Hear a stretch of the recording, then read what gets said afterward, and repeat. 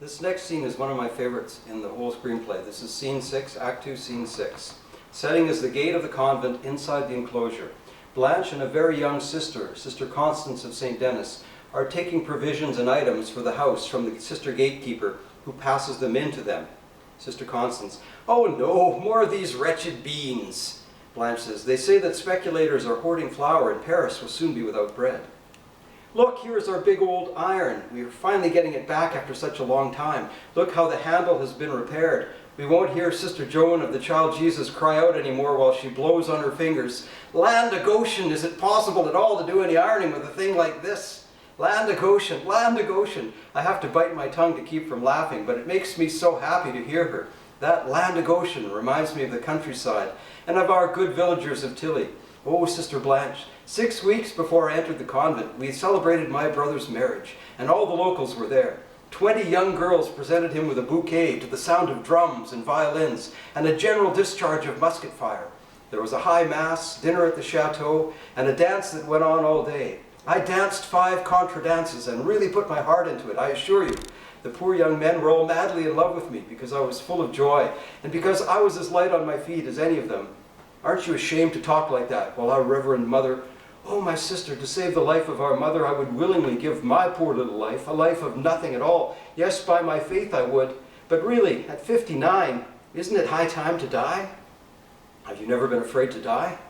I don't think. Well, yes, perhaps. That was a long time ago when I didn't know what it was. And afterwards? My God, Sister Blanche, life all of a sudden seemed so much fun. I used to say that death ought to be the same. And now? Oh, now I no longer know what I think about death, but life still seems to me just as amusing. I try to do what I'm told to do as best I can, but what I'm told to do amuses me. After all, must I be blamed because the service of the good Lord amuses me? You can do very seriously what you find fun. Children prove that to us every day. Exactly as you can do with good humor what you find boring. Blanche says in a harsh voice, "Aren't you afraid at all that God will get tired of so much good humor, and that he will come one day and tell you, as he told St. Angela of Foligno, that I have loved you is no laughing matter?" Sister Constance is taken aback. She looks at her childlike face contorted by a grimace of pain. She says at last, "Excuse me, Sister Blanche, but I can't escape the thought that you've just deliberately set out to hurt me." "Well, you are not mistaken. It is because I envy you." "You envy me? Ah, that is the most extraordinary thing I've ever heard. You envy me, although I deserve to be whipped for having spoken so lightly of the death of our Reverend Mother. The death of a Mother Prioress is a very serious matter. I'm not accustomed to seeing serious people dying. My uncle, the Duke of Lorge, died at the age of 80. It was not at all a serious death. It was a beautiful ceremony, that's all. My 2 older brothers died in the war, my first cousin from Loins while hunting a stag in our forest at Dampierre, and that other cousin, Jaucourt, the one they call Clair de Lune, was drowned in the Mississippi during the American Revolution. All those people died at play, so to speak. It has always been more or less like that with the nobility. It is not because of our titles or our lists of ancestors that we hold the position we have in the world, but because of men for whom death was only a game like any other. Oh, Sister Blanche, since I spoke just now so foolishly, have the goodness to help me make amends. Let's get down on our knees and offer our 2 little lives for that of her reverence." "That is childishness." "Oh, not at all, Sister Blanche. I really believe that it is an inspiration of the Holy Spirit." "You're making fun of me." "The idea came to me all of a sudden. I don't think there is any harm in it. I have always wished to die young. It is too big a misfortune to have to give to the good Lord a life that one no longer values, or values only from force of habit.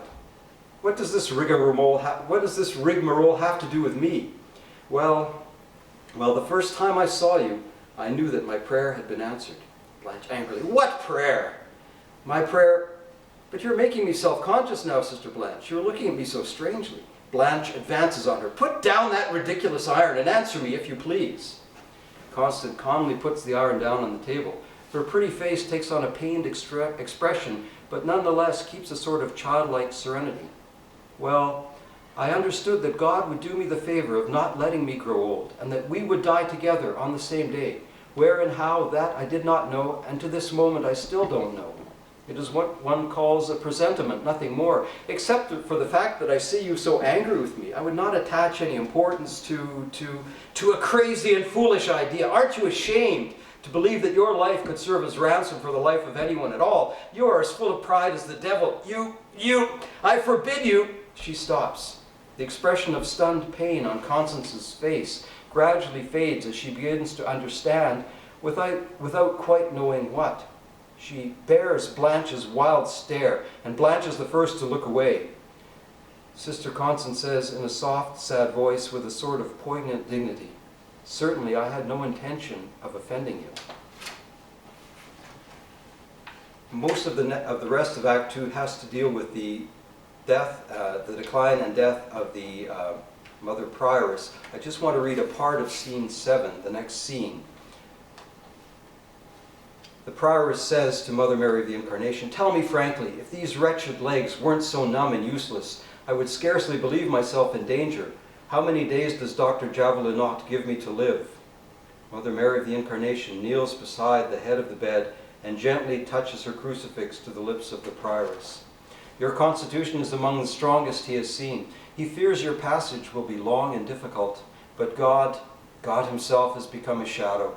Alas, I have been a professed religious for 30 years and a superior for 12. I have meditated upon death every hour of my life, and right now none of that is of any help to me." Blanche de la Force seems much delayed. After yesterday's meeting, has she remained definitely fixed on the name she has chosen? Yes, if you approve, she still wishes to be called Sister Blanche of the Agony of Christ. You always seem to be very moved by that choice. That is because it was also my first choice long ago. Our prioress at that time was Madame Arnaud. She was 80 years old. She said to me, "Examine yourself and your strength carefully. Whoever enters Gethsemane does not leave there ever again. Do you feel you have the courage to remain to the end of your life a prisoner of the most holy agony?" I am the one who introduced Sister Blanche of the Agony of Christ into this house. This affair is my concern.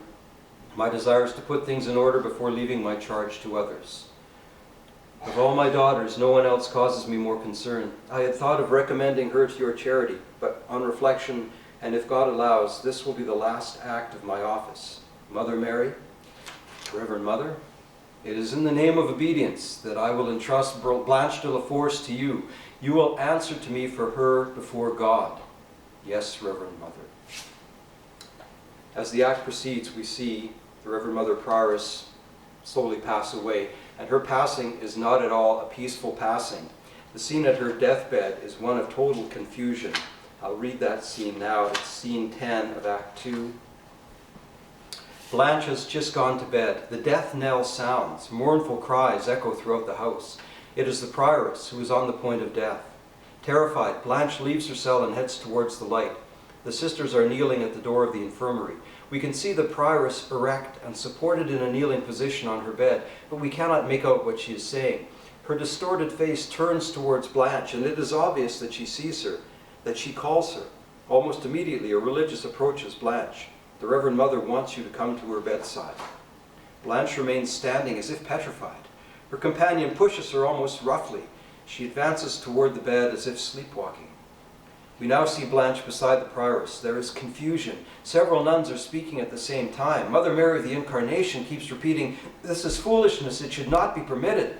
It is becoming more and more difficult to keep the dying Prioress in a kneeling position. Two sisters rise and come to the aid of their companions. The Prioress's lips never stop moving. Blanche, deathly pale, inclines towards her several times, but it is obvious that in her state of fear she understands very little, and the nuns around her strive over and over again to repeat in Blanche's ear the words they are able to catch. We hear, "Ask pardon, death, fear, fear of death." Finally, we see the group around the dying Prioress grow more and more agitated.